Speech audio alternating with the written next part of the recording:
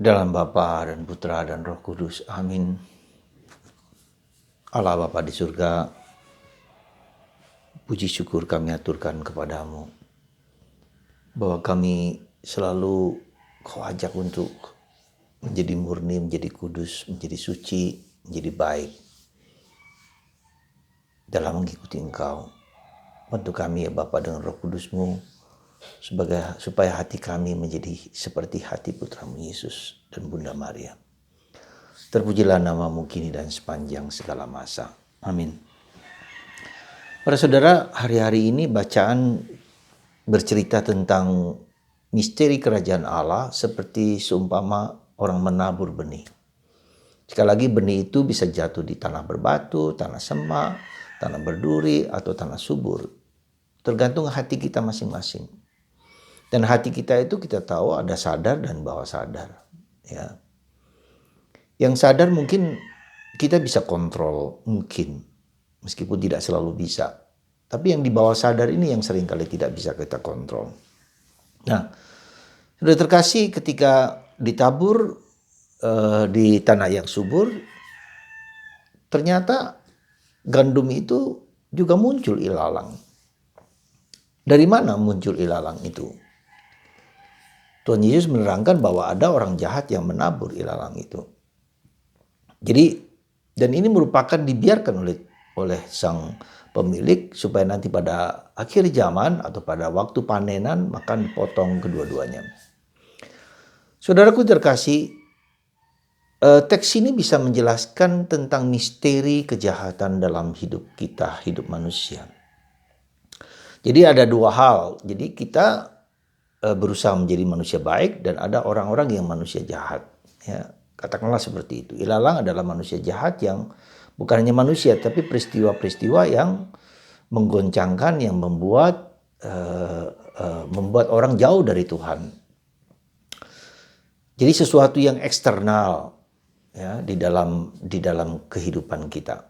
Problem kehidupan, salib, problem suami, istri, anak-anak, siapa saja yang membuat kita tidak mampu untuk berbuat baik atau tidak mampu kita untuk melakukan kehidupan yang lebih baik lagi. Jadi ada faktor eksternal di situ.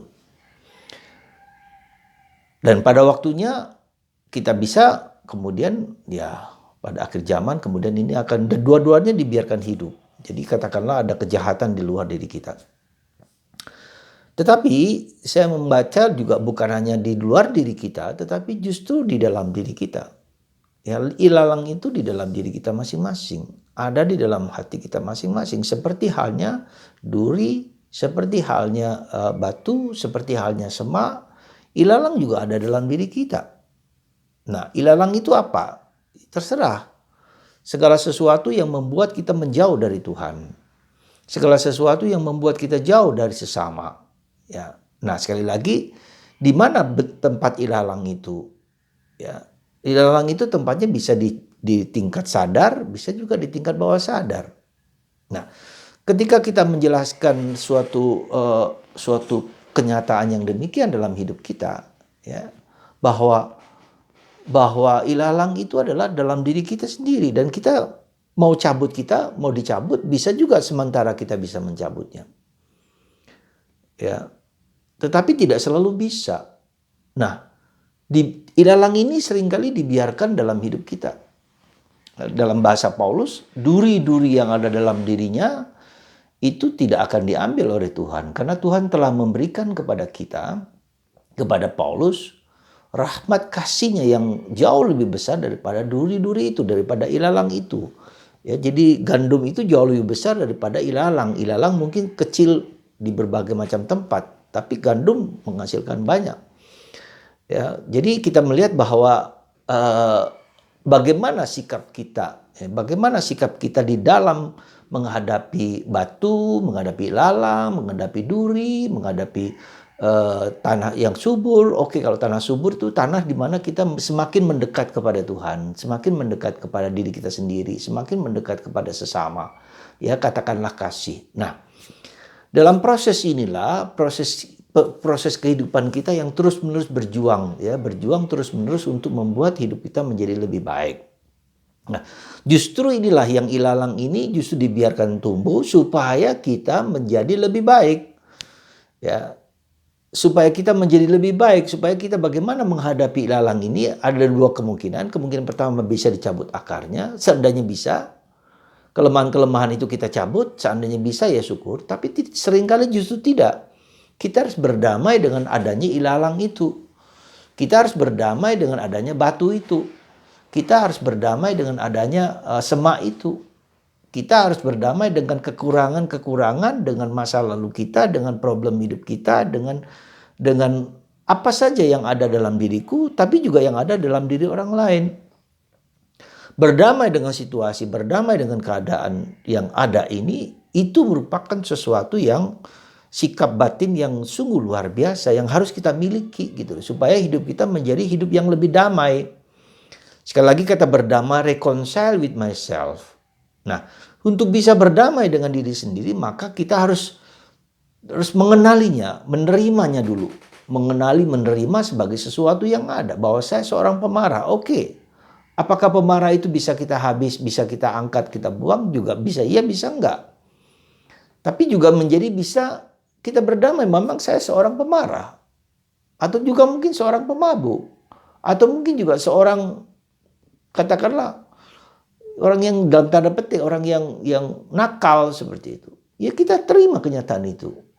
Juga mungkin kita harus menerima salib yang ada dalam diri kita. Kita juga harus menerima kenyataan bahwa virus COVID ini juga harus nyata dalam diri kita.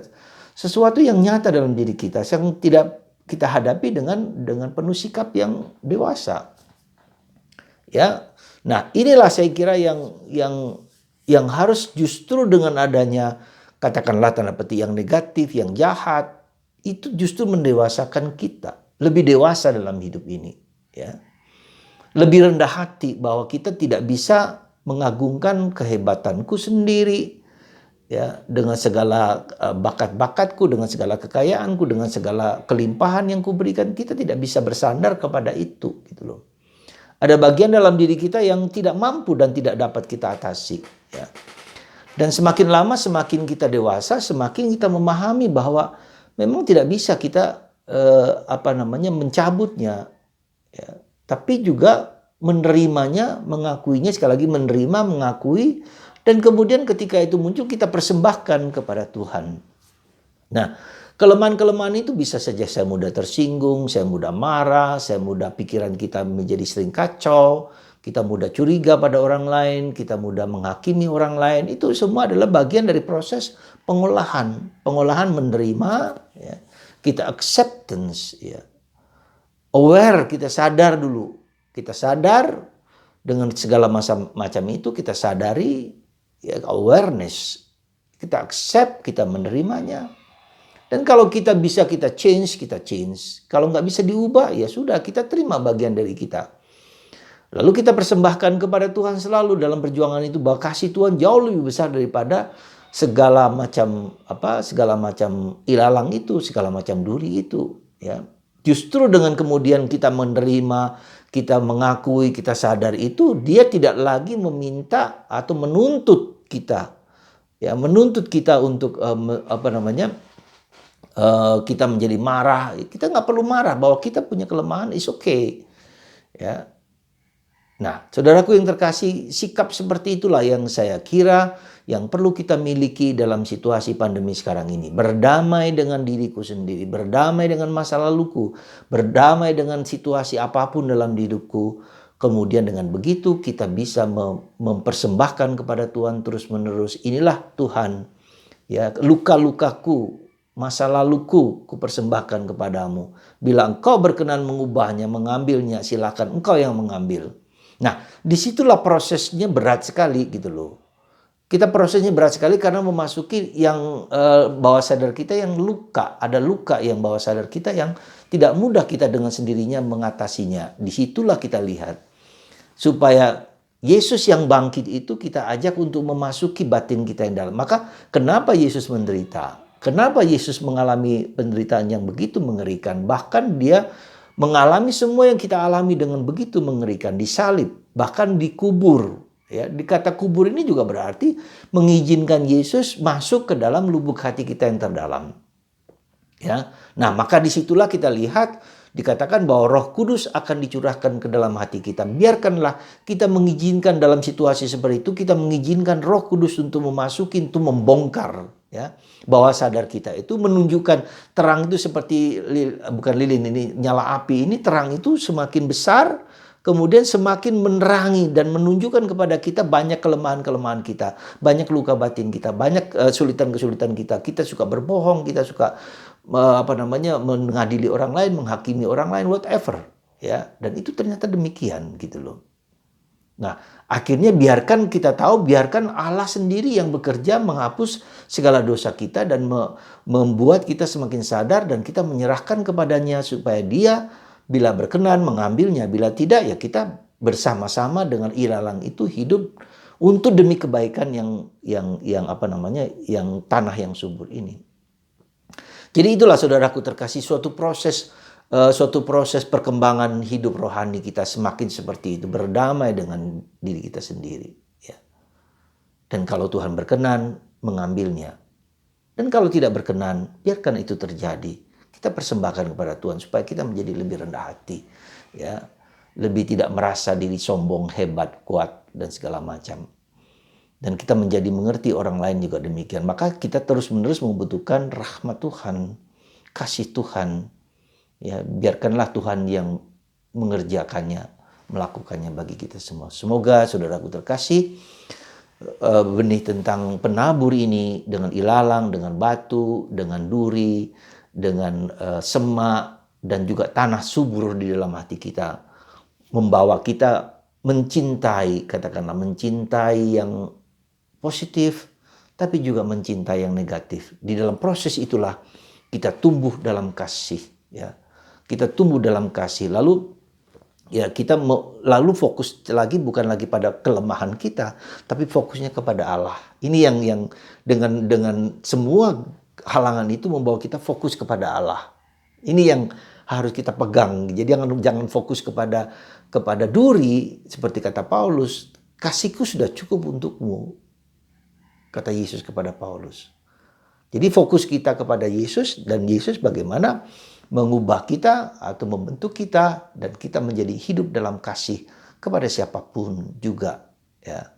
Dan semoga kasih Kristus melimpah membuka mata kita untuk mendengarkan Tuhan lebih daripada yang kita harapkan. Tuhan memberkati Anda, semoga kita mencintai kelemahan keterbatasan kita dan mempersembahkan selalu kepada Tuhan. Tuhan memberkati Anda dan menyembuhkan Anda dari segala penyakit dan kelemahan dan dosa. Dalam nama Bapa dan Putra dan Roh Kudus. Amin.